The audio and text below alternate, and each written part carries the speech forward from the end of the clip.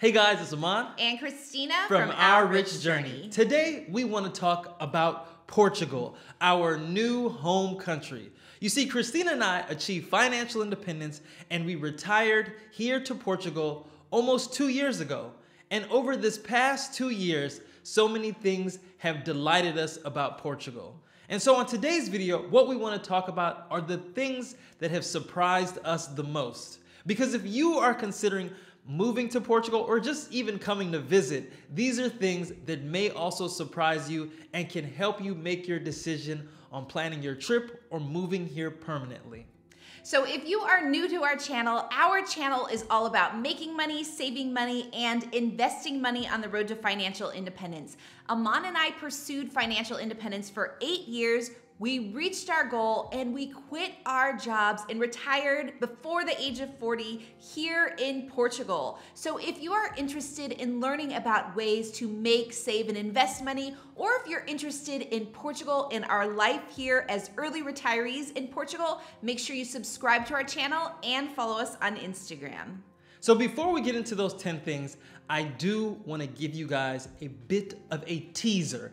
Now, Christina won't let me tell you guys everything that's happening right now, but we are working on something tremendous. It's huge. And in the next couple of weeks, we should be able to reveal it here on this channel and on our Instagram. We'll probably be giving more clues on Instagram because we're on that every day sharing our life here in Portugal. So, like Christina said, if you're not following us on Instagram, go on over there, look for the breadcrumbs that we will be putting out about the big news that will be taking place for us here in Portugal.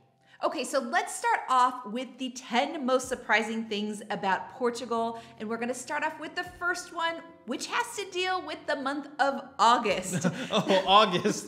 That's a strange month. So Aman said, like you said, we've been here for almost 2 years. And when we moved to Portugal, we actually moved here in the month of August. The first surprising thing about our experience here in Portugal is that August is pretty much a shutdown month here in Portugal. A lot of people that work here in Portugal either take vacations or they just take time off in the month of August. So many things are shut down. Yeah, I mean, so many things are closed that for us, when we were moving here, it's just a good thing that we had a lot of things arranged ahead of time.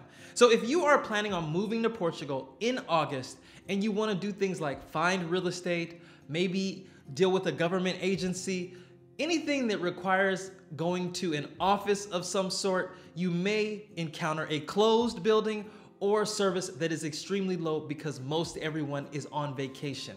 Now, on the other hand, even though a lot of services and businesses are closed in August, it's not the case along the vacation areas, along the coastline, at the beach. That is a different story. It is so crowded in the Algarve, on the Silver Coast, and in certain parts of Lisbon. And so August is one of those strange months where if you're trying to be productive in the month of August, you may struggle because it is a leisure month here in Portugal. The next surprise was how well our children have adapted to living here in Portugal.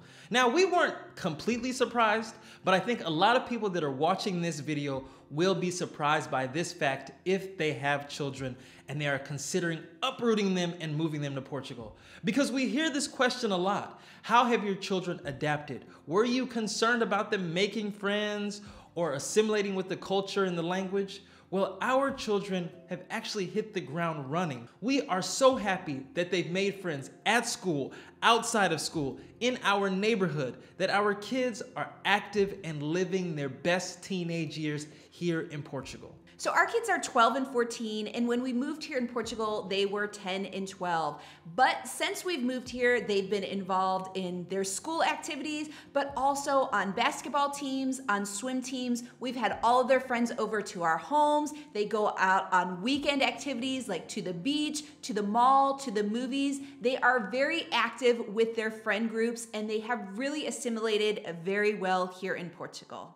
The next thing that has surprised us are lunch specials. Now, this may sound like an odd one, and I kind of giggle to myself, but when our kids are off at school, they come home from school and they say, hey, Mom and Dad, what did you do today? And we will be salivating at the mouth, telling them about the lunch specials that we have discovered here in Portugal. So if you've never had a Portuguese lunch, they're amazing. If you go to a traditional Portuguese restaurant, it's like a 4-course meal.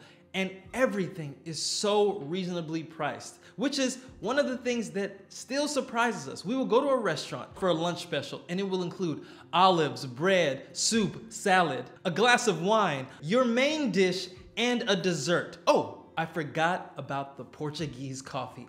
All of that is included in a lunch special. And the last lunch special that we went to, the lunch special was €8 each. The next surprising thing are the number of churches here in Portugal and the proximity of the churches to people's homes. Every single town or city or village has a church, and homes really surround that church. So in the distance, you can practically be guaranteed to hear the church bells going off every hour throughout the day. Now for us, this is a wonderful sound that just epitomizes living here in Europe. We can hear our church bell all the time, and it just adds so much culture and texture to our environment. We love it. Now, I will say that we are far enough away to actually love the sound. It doesn't disturb us, but that is something you should keep in mind if you are purchasing a house or if you're renting a house here in Portugal, to be aware of the distance between that property and the church bells, because if you are too close, it could sound a little bit loud and maybe even be a little disturbing.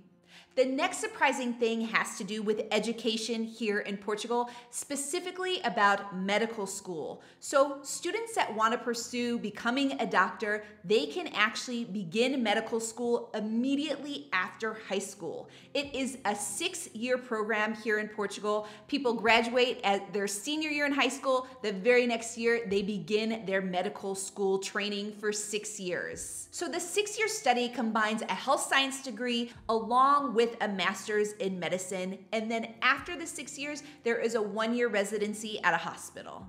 So for those of you that are used to the system in the United States and the medical degree that students get and how much older they are when they actually get to become a doctor versus in Portugal, you may be thinking, how could someone so young become a doctor? Their medical system is probably terrible in Portugal. But that is actually not the case. The medical system here in Portugal actually outranks the system in the United States. The World Health Organization ranked Portugal's health system as number 12 in the world. Compared to the United States was only ranked number 37. The next surprising thing is the use of ATMs to pay bills. Many times when you get a bill, it will have a reference number so that you can take that bill, go to your ATM, enter your ATM card and password, and then pay that bill directly with your ATM. You can do that for utilities, you can do that for water, for gas. You can pay your taxes at the ATM. Yes, you can even pay your tolls at the ATM. This is something that's very different from us in our experience in the United States, because typically we get a bill and we'll pay for it online, for example. But here in Portugal, you can actually, when you're out and about running errands, you have your ATM card, you can just pop into any type of ATM machine and pay your bills all at once right there. The next thing that surprised us are the cobblestone streets here in Portugal and how slippery they can get.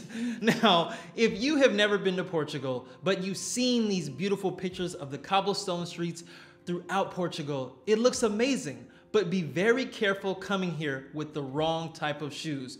You will fall on your butt. I know. So this is just a word of warning. The streets here are beautiful, but they have the tendency to get very slippery when they're wet because of the cobblestone. So that's just something to be aware of. When you come here, you definitely want to wear comfortable shoes, because cobblestone exists everywhere throughout Portugal, and it can be very uncomfortable if you have the wrong shoes. The next thing that surprised us are seasonal fruits and vegetables. You see, when you live in a place like the United States, you can get virtually any fruit or vegetable year-round. But that is not the case here in Portugal. And this is a wonderful thing in our opinion. You only eat the fruits and vegetables that are in season and that are the freshest. And this is probably why so many Portuguese people are so fit and healthy, is because they eat like this. So let me give you an example. If you love strawberries, you are not gonna find strawberries at a grocery store year round. It's only gonna be when strawberries are in season. It's the same thing for peaches, for pears, for kiwi, whatever it is. If you are looking for a particular fruit or vegetable, you're only gonna be able to find it during the season that it grows. The next thing that surprised us are the kisses. When you greet someone here in Portugal, you could be kissing them, and when you are leaving them, you could be kissing them. So just the number of kisses surprised us, and when you meet someone for the first time, you could be kissing them on the cheek. So all of these kisses, for us, it took some getting used to, because you have to remember, in the United States, this is not a very common thing. The handshake is common, but we also have a very unique background. Because we lived in Japan, when we met people, we kept that distance so that we could bow. And so coming here to Portugal, we had to get used to just letting our guard down and kissing people all the time. And the last thing that surprised us is how Sunday is definitely a family day here in Portugal. It's not the case in many other countries. People say Sundays are for family, but here, they mean it. You will go to a restaurant, and the restaurant for breakfast, lunch, or dinner will just be full of families. And I'm not talking about the people in your immediate family. I mean extended families will have a whole table and they will be there for hours. Our neighbors are a prime example of this, because every Sunday, the entire extended family comes to their house. In fact, our neighbors have a really cool situation because their kids also live in the neighborhood and their parents also live in the neighborhood. So you will have 3 or 4 generations all coming over to the house at once every Sunday. And it is a beautiful thing. So those are the 10 most surprising things that we learned about Portugal. If you are here in Portugal already and you're learning about different surprising things, definitely add them to the comments. I would love to see some of the things that you guys have observed. And if you have any questions about Portugal in general, make sure you leave it in the comment below. And of course, if you like this video, make sure you give us a thumbs up, subscribe to our channel, and join the journey.